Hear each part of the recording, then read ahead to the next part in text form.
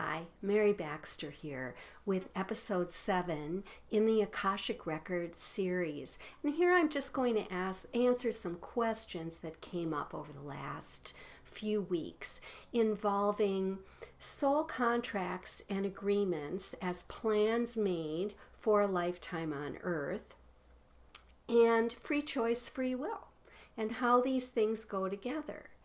And so the questions that were coming in had to do with, okay, if we have so carefully made arrangements for our purpose in life and for the individuals that we're going to meet, who are going to be our families, who's going to be our lovers, and the children that we're going to have, if this is so well designed, why does it seem so confusing as we're living, where we don't understand, like, why is this my family? Why is he my brother? Why is she my mom?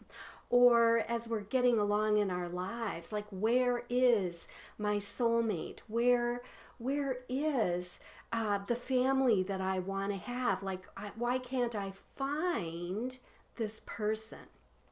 So the first thing I want to point out is, remember how we talked about in the Deva-chan, whereas souls were making the plans for our lives. We're getting together with the souls that are going to be our parents, with the souls that are going to be our children, with who's going to be our lovers that we may marry, and so forth. And so we're planning this out. And the Deva-chan, if you remember, is located in the first astral planes of the heaven worlds. Now, there are 3 areas in the heaven worlds, or positive astral planes, negative or disruptive astral planes or heaven worlds, and then the ones that are combined. So we have souls that have varying levels of consciousness and integrity incarnating on Earth. So if you want, or have this belief that all souls are perfect and loving and fabulous, and that human beings are just acting out, but it has nothing to do with their souls, that's not what we find in the Akashic Records. So we do find that incarnating on Earth, we have people with quite an array of consciousness. Some are in the light, some are in the dark, some combine the light and the dark. And because we're dealing with those different levels of consciousness, which involve honesty and integrity, this has a lot to do with whether a soul or a human being is going to even consider keeping their agreements or contracts. Just like now, if you're here and you are working with someone who's very dishonest and you sign a contract with them, what do? They break the contract. That's why we have all these lawyers and all of these laws and everything, because people do not keep their contracts.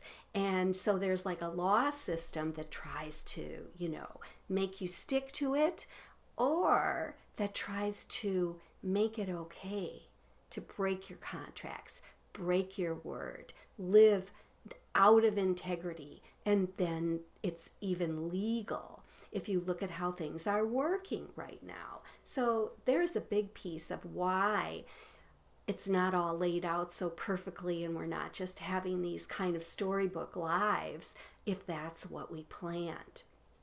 Now also, when it comes to free choice, free will, the reason the soul is having the human third dimensional physical experience is because the soul wants to learn in that way. There are things that happen in the physical that souls cannot experience unless they let go and have an incarnation. And we find we have many, many incarnations because there is so much that can be learned through the density of the third dimension. Now, this is changing, and of course those are future episodes in the series. But this has a lot to do with what we find, going on is levels of integrity, how free choice, free will is used, and the acceptance of the idea that the souls incarnating on this planet have many, many issues. Okay, now the other thing that came through, which is so related as a question, is okay, if I have a contract where I'm going to learn to stand up for myself in my love relationships, and that has manifested in my life as a series of difficult relationships where I don't really get what I need, I really am very, very unhappy, and I end up alone.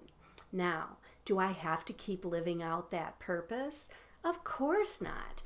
To have the insight to see that you're in that kind of a situation and you feel you've learned it, you understand it, and you don't want that anymore, of course you can change it. You can withdraw from those contracts. We are not obligated to stay in relationships and situations where not only are we not able to thrive, but we might be, like abused and really have our lives threatened.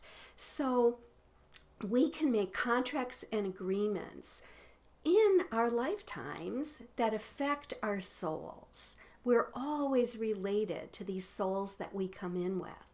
And you've got to figure, our souls are taking a very big chance on what can happen when we come into the physical. So, let me know if this answers these questions for you, or at least, begins to give you something to think about. And watch for next week's episode 8 actually. And there I'm going to talk about karmic contracts, which really adds some interesting dynamics to how we view our lifetimes here on Earth. So until then, think about all this.